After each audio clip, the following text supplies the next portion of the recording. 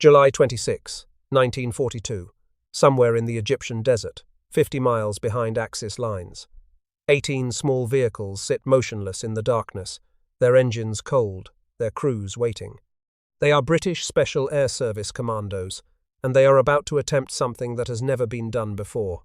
At precisely 0100 hours, runway lights flicker to life at Sidi Haniash airfield. A German bomber is coming in to land. Major David Sterling fires a green flare into the night sky. The signal means go. The vehicles surge forward in a V formation, their Vickers K machine guns already blazing. Tracer rounds rip through parked Junkers transport planes and Messerschmitt fighters. Fuel tanks explode. Ammunition cooks off in brilliant cascades of fire. In less than 15 minutes, 37 Axis aircraft are destroyed or damaged on the ground. 2 Allied soldiers would lose their lives in this operation. Lance Bombardier Jean Robson, aged 21, was killed during the raid itself. French SAS paratrooper André Zernheld was fatally wounded by Stuka dive bombers during the harrowing withdrawal across the desert. 3 vehicles were lost. The vehicles that made this impossible raid possible were not British. They were not built for desert warfare. They were not even designed for combat. They were American Jeeps, quarter-ton trucks created for reconnaissance, and they had just changed the nature of special operations warfare forever. This is the story of how the American Jeep did what no German vehicle could in every theater of the Second World War. It is a story of desperate deadlines and inspired engineering. It is a story of a vehicle that generals called indispensable and enemy soldiers believed was issued to every American soldier. It is a story of how democratic industrial power overwhelmed specialized German excellence through sheer numbers and radical versatility. The Willys MB Jeep stands as perhaps the most consequential military vehicle ever built. Between 1941 and 1945, American factories produced roughly 640,000 of them. General George Marshall, the United States Army Chief of Staff, called it America's greatest contribution to modern warfare. General Dwight Eisenhower listed it among the 4 pieces of equipment most vital to Allied success in Africa and Europe. The Jeep did not merely support the war effort. It enabled the mechanized, fast-moving style of warfare that ultimately overwhelmed the Axis powers. To understand why the Jeep mattered, we must first understand what Germany did not have. The Wehrmacht operated over 100 different vehicle designs during the war, creating a logistics nightmare of incompatible parts, specialized maintenance, and competing supply chains. When German planners attempted to standardize their light vehicles in the 1930s, the program failed spectacularly. Their requirements were too complex. No manufacturer could build the vehicles in sufficient numbers at acceptable cost. The program was called Einheits-PKW, meaning Standardized Passenger Car. It was launched in 1934 with ambitious goals. 5 types of standardized military vehicles would replace the chaotic mix of civilian cars pressed into military service. Multiple manufacturers would cooperate to produce uniform chassis and mechanicals. The result would be simple logistics, easy maintenance, and streamlined training. The reality was disastrous. The program demanded not only independent suspension but also 4-wheel steering, leading to overly complex designs. No single German manufacturer could supply the required numbers alone. Several companies were charged with production, but each outsourced components to different third-party suppliers. Each used engines from its own civilian line, so even the engines were not standardized. The Wehrmacht still had to source 60% of their vehicle requirements elsewhere, converting civilian cars to military use. The Einheits-PKW program never came close to achieving its goals.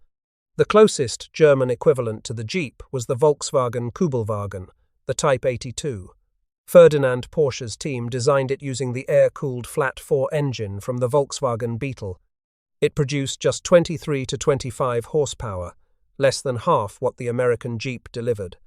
More critically, it had only rear-wheel drive. No matter how clever its engineering, no matter how smooth its underbody for sliding over sand, no matter how high its ground clearance, it could not match a vehicle with power to all 4 wheels. Germany built only 50,435 Kübelwagens during the entire war. The Americans built more than 12 times that number of Jeeps. But in July of 1940, none of this had happened yet. The Jeep did not exist. The vehicle that would win a war had not been invented. and the United States Army was about to issue the most demanding automotive challenge in history. On July 11, 1940, the Army Quartermaster Corps sent specifications for a new light reconnaissance vehicle to 135 American automotive manufacturers. The requirements seemed impossible. The vehicle needed four-wheel drive, a three-man crew, a wheelbase no longer than 75 inches, ground clearance of at least 6¼ inches, and an empty weight of just 1,275 pounds. Companies had 11 days to submit bids.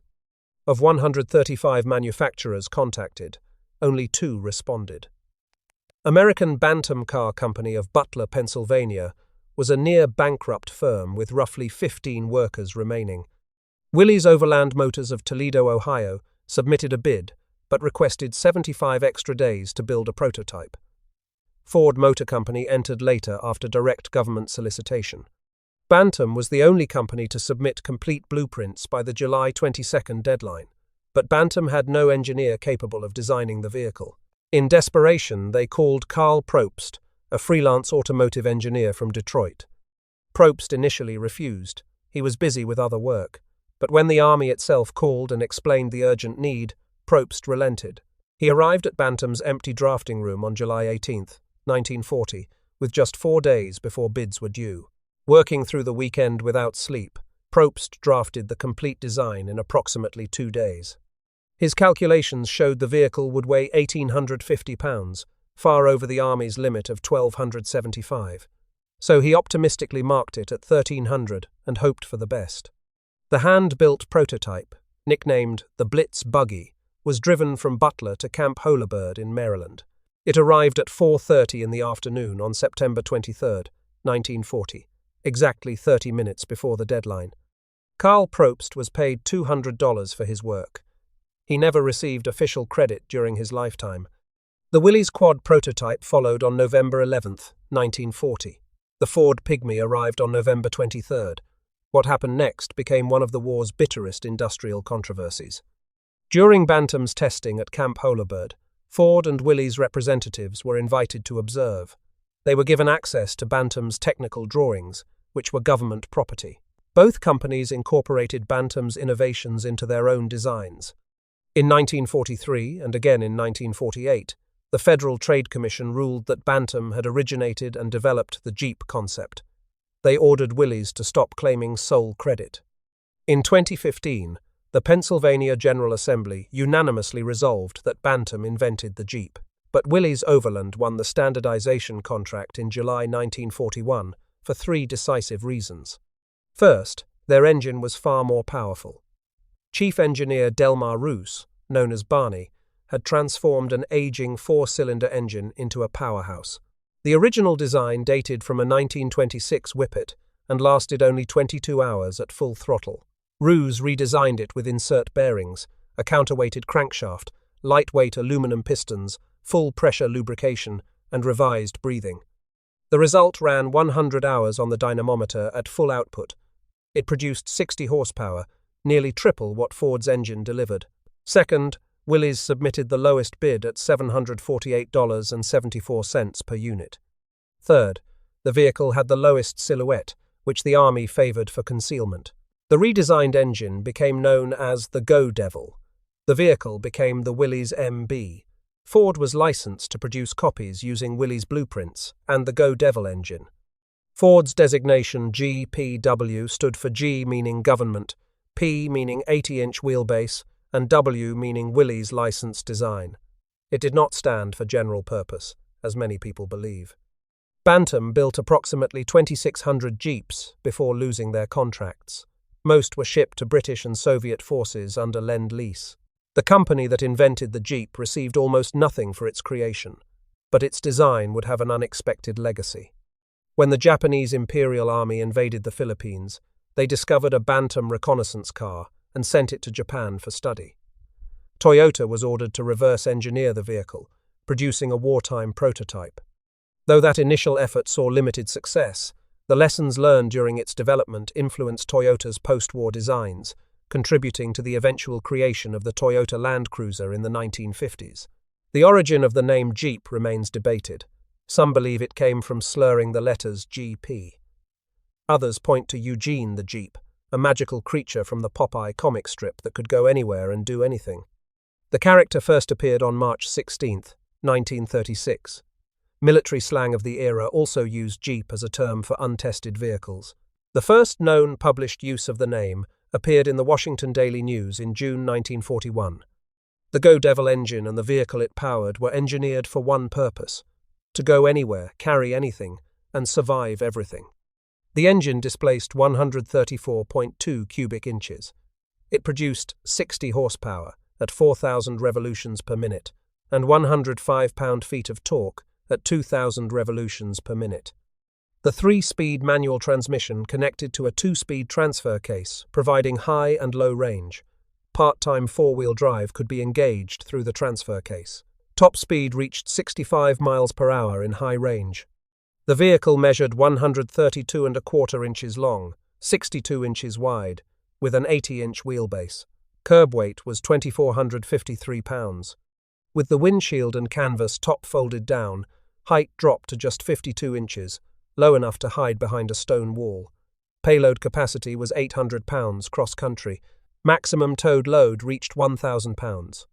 The Jeep's defining feature was its off-road capability: ground clearance of 8 3/4 inches, an approach angle of 45 degrees, a departure angle of 35 degrees, and a fording depth of 21 inches without special equipment allowed it to traverse terrain that stopped every other wheeled vehicle in every army's inventory.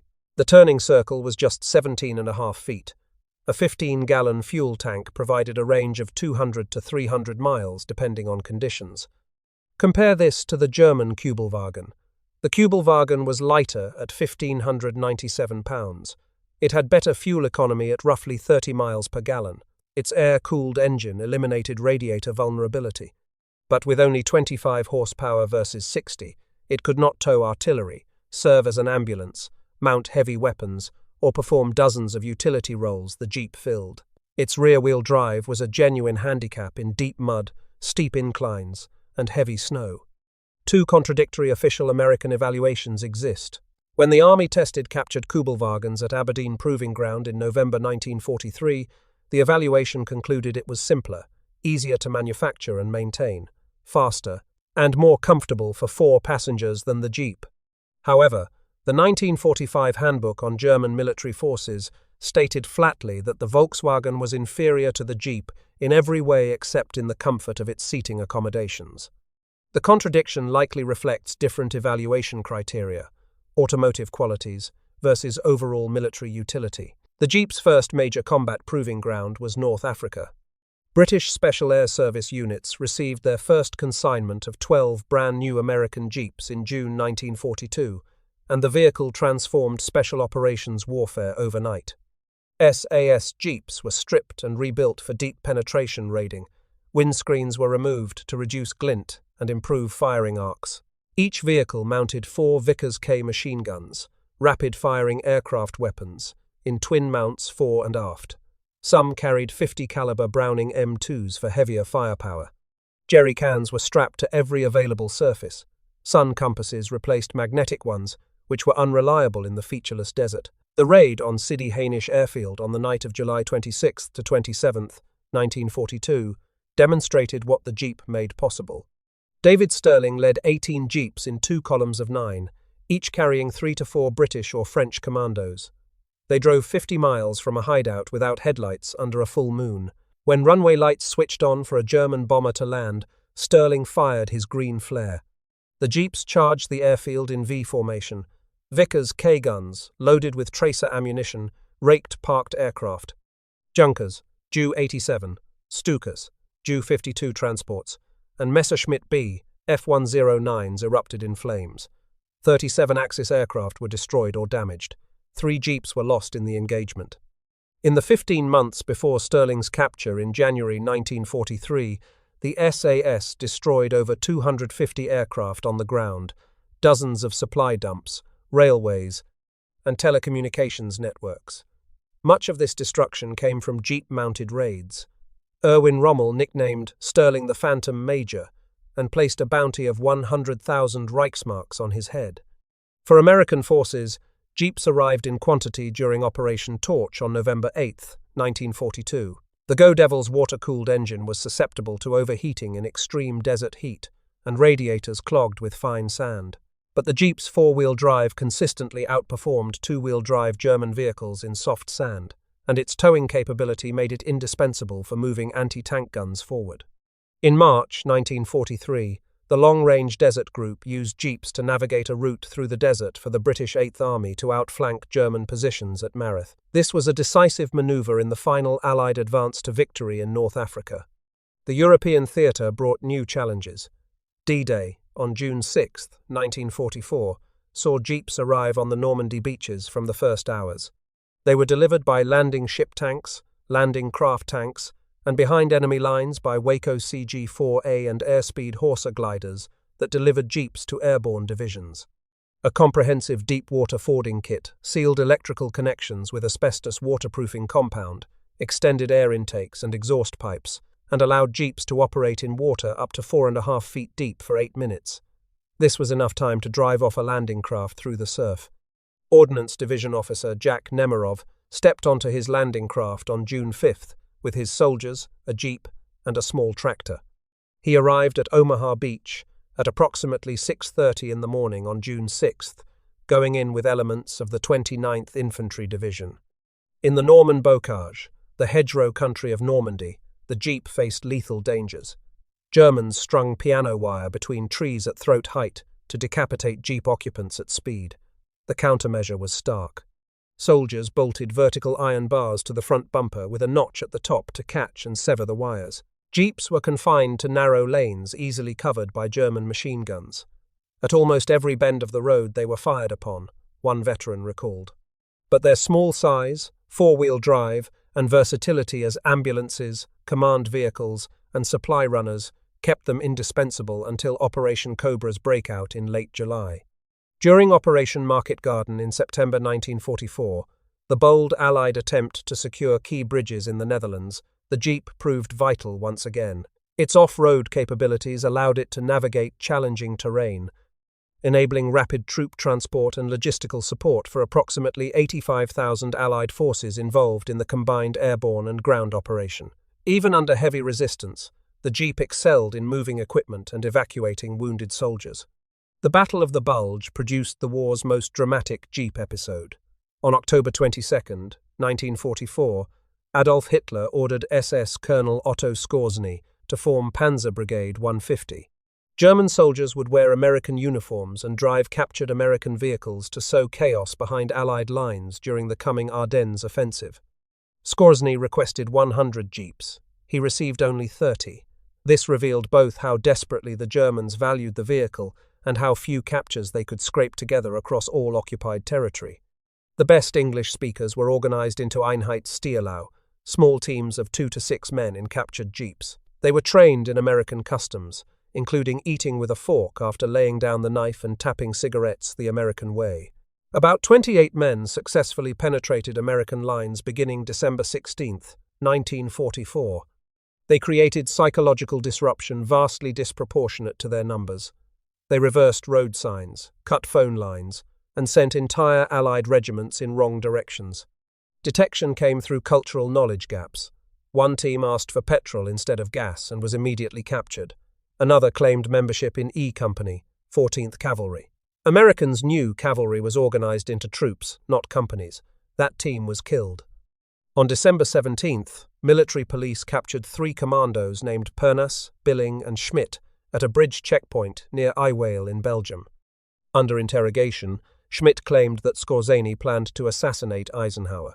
This triggered a massive security lockdown at Supreme Headquarters Allied Expeditionary Force in Paris. Eisenhower was confined over Christmas.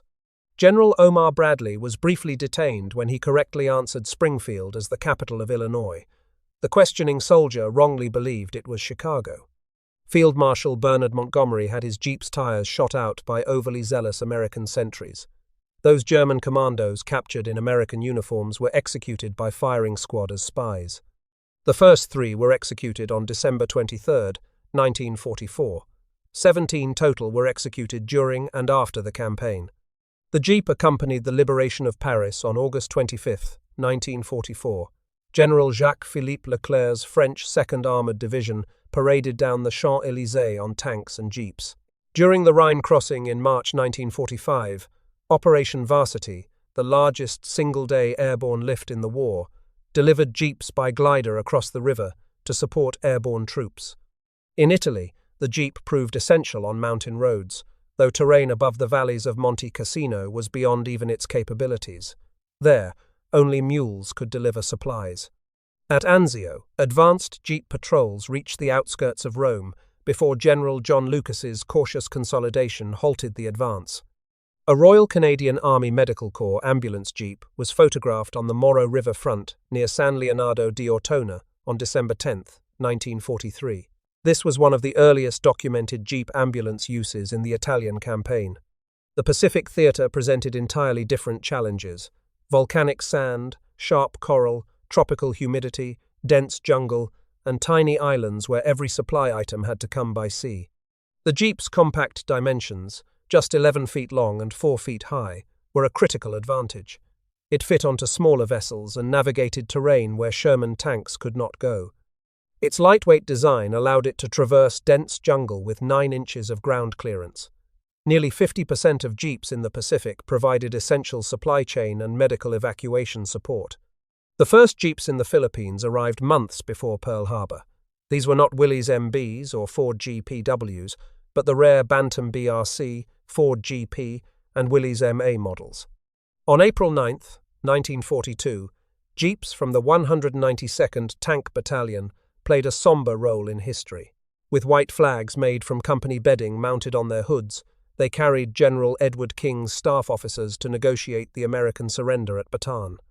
Corporal William Burns of Company A drove one of the 2 surrender jeeps. Approximately 75,000 American and Filipino troops would become prisoners that day. When American forces returned in early February 1945, the chaotic traffic situation in Manila was managed by U.S. Army traffic control groups using jeeps. The Provost Marshal's office faced 2 problems. One was enforcement of traffic rules during the conversion to driving on the right side of the road. The second was the burgeoning black market in stolen jeeps and trucks. On Guadalcanal from August 1942 to February 1943, among the first major Pacific jeep deployments, vehicles struggled through swamps and jungle with the 1st Marine Division. One Willys MB, called Old Faithful, was reportedly the first Marine jeep to land on Guadalcanal. It received 2 shrapnel holes in its windshield during Japanese battleship shelling on October 13, 1942. Its Marine occupants symbolically awarded it an honorary Purple Heart, a gesture of affection rather than an official military decoration. Over 18 months, Old Faithful served as command car for 4 Marine generals. It carried Secretary of the Navy Frank Knox. It carried Admiral Chester Nimitz and Admiral William Halsey. It traveled more than 11,000 miles of jungle terrain before being retired by official Marine Corps order on December 22, 1943. It was the first American vehicle ever symbolically decorated with a Purple Heart and spent the rest of the war on display during Bond tours. On Iwo Jima in February 1945, the volcanic ash terrain bogged jeeps down despite tire chains. Photographs from the National Museum of the Pacific War show jeeps sunk to their axles, their tire chain covers unable to prevent the wheels from sinking into the sand. Battle-scarred Holden ambulance jeeps with canvas ripped and sagging, windshield glazing gone, fenders battered, and shrapnel holes in their hoods evacuated casualties from Mount Suribachi's slopes to beach aid stations. On Okinawa from April to June 1945, the jeep ambulance roll reached its peak. Corpsmen held plasma bottles while riding beside wounded men on ambulance jeeps across the island's mountainous terrain. In the China-Burma-India theatre, jeeps travelled the Stilwell Road, the 179-mile replacement for the severed Burma Road. The first convoy of 113 vehicles departed Lado on January 12, 1945, reaching Kunming on February 4. Merrill's Marauders and Chindit long-range penetration groups used jeeps extensively in the Burmese jungle. The Pacific drove specialized modifications. The Willys MLW Jungle Jeep series featured a stretched wheelbase and 7.50 by 20 tractor profile tires designed specifically for mud and swamp. Jeeps were fitted with flanged steel wheels to run on captured narrow-gauge railroad tracks. This was a particularly popular modification in Burma. Deep waterfording kits with extended exhaust snorkels became standard for amphibious landings. In 1942, Pearl Harbor demonstrated that the war with Japan would involve operations at sea and across the islands of Southeast and East Asia. The military needed amphibious vehicles. Ford collaborated with yacht builders Sparkman and Stevens to create an amphibious version of the Jeep. The result was the Ford GPA, nicknamed the Seep. Ford produced approximately 12,700 of these amphibious Jeeps during the war.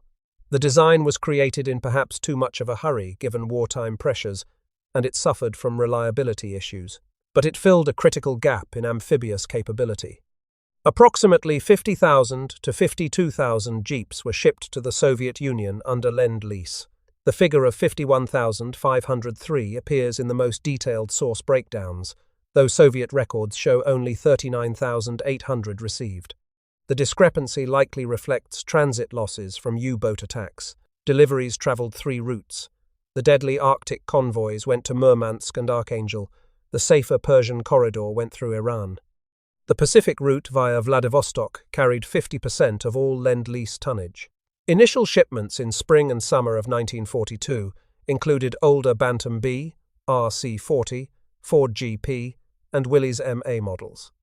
Mass Willys MB deliveries began in mid-1942, with 85% of all Lend-Lease supplies arriving after early 1943. Soviet soldiers universally called both Willys MBs and Ford GPWs simply Willys. They pronounced it Uilys, according to the daughter of the Willys Overland chairman. Soviet reception was overwhelmingly positive. At the Kubinka Proving Ground in May and June of 1943, comparative tests of the Willys MB, Ford GPW, and domestic GAZ-64 found the American vehicle had better hydraulics, easier handling, and greater comfort. The Jeep directly inspired the Soviet GAZ-67 program, which was essentially a reverse engineering effort. The GAZ-67 was heavier at 2,900 pounds versus the Jeep's 2,453. It had weaker brakes, harder steering, and higher fuel consumption. Soviet soldiers nicknamed it Ivan Willys, explicitly acknowledging its American parentage.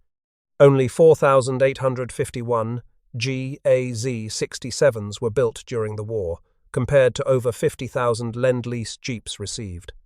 At the September 1941 Moscow conference, when American diplomat Averell Harriman reached 5,000 Jeeps on his supply list, Stalin's eyes lit up.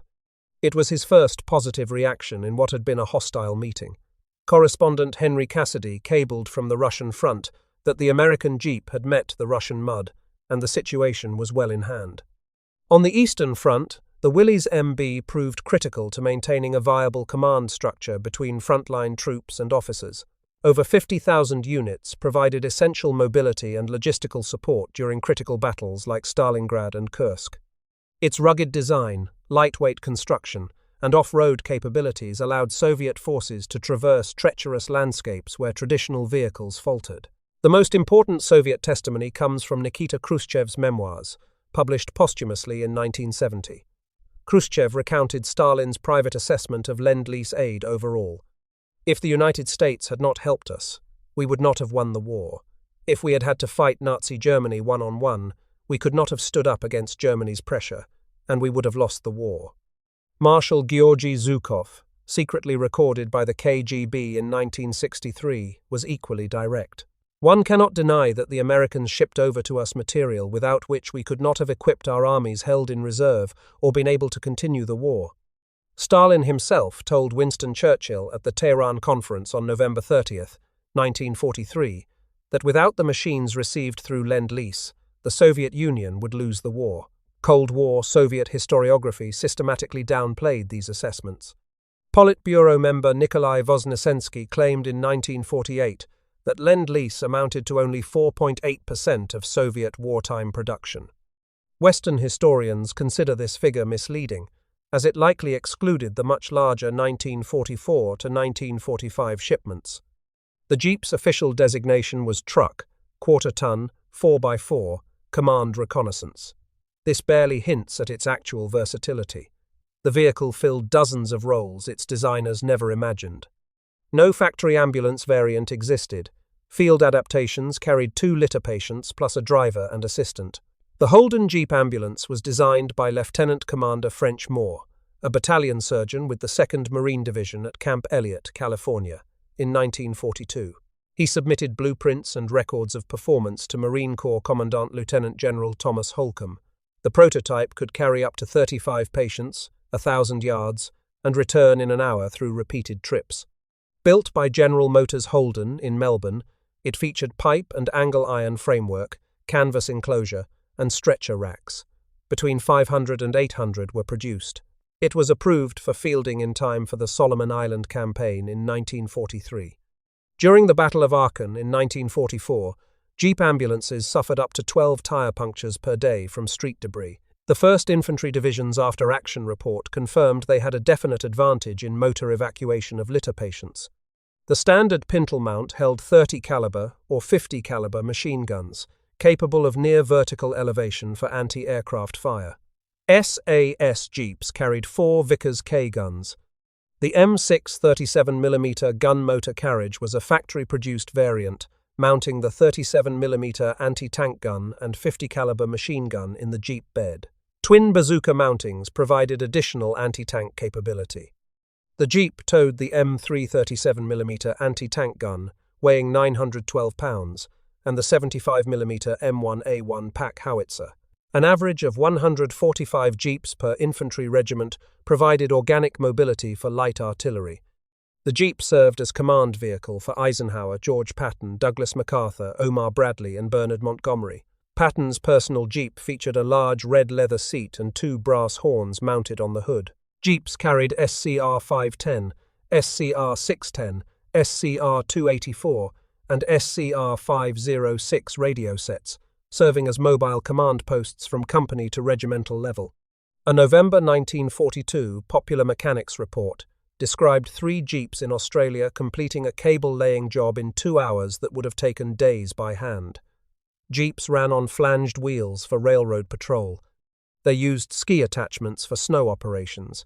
They powered sawmills and generators via power takeoff.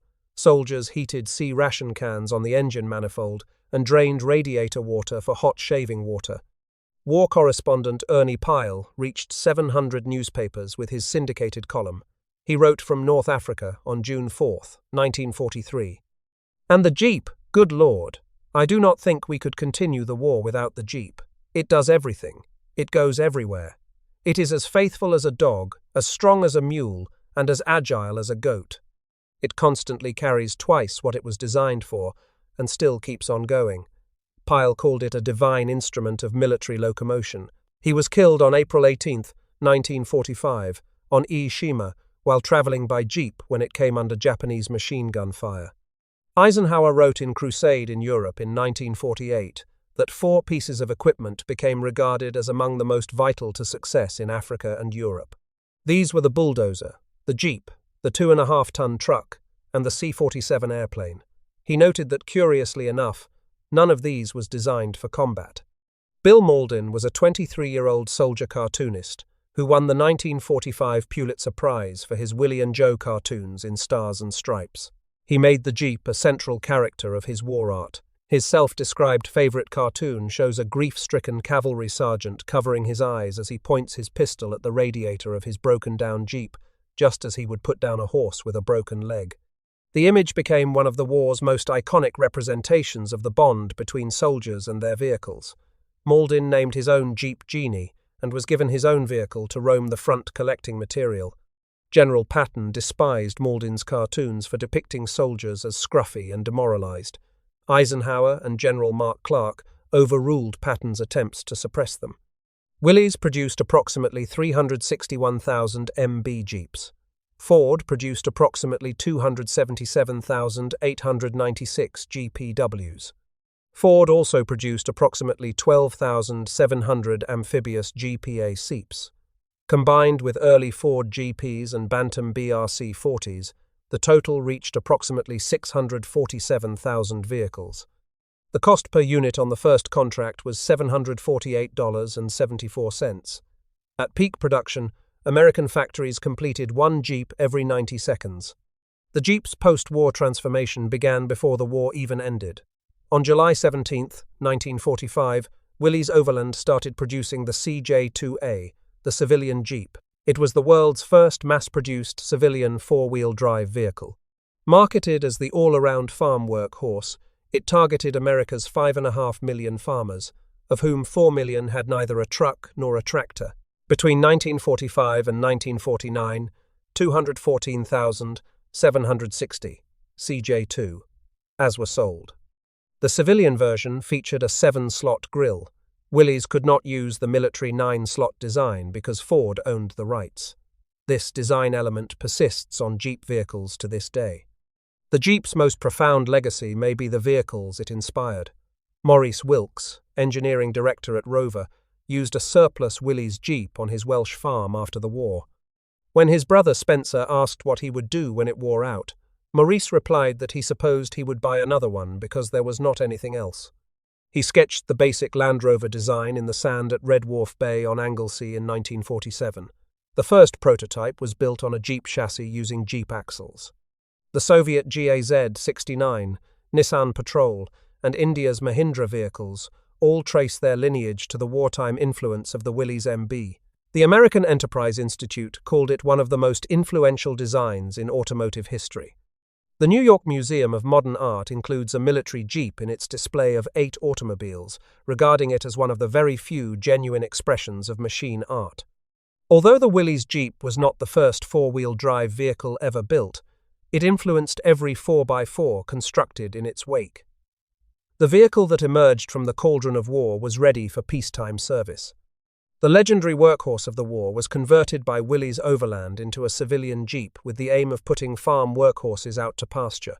What began as a desperate military requirement became a revolution in how the world moved. The Jeep brand passed from Willys Overland in 1941 to Kaiser in 1953 to American Motors Corporation in 1970 to Chrysler in 1987 and on to today's Stellantis.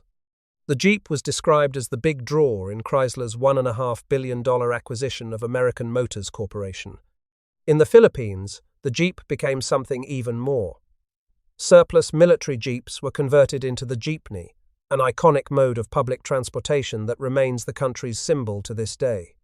Filipinos coined a method of naming each Jeep model. The Ford GPW and Willys MB were termed MacArthur Jeeps, the M38. A one was called the Eisenhower Jeep. The M151 became known as the Kennedy Jeep.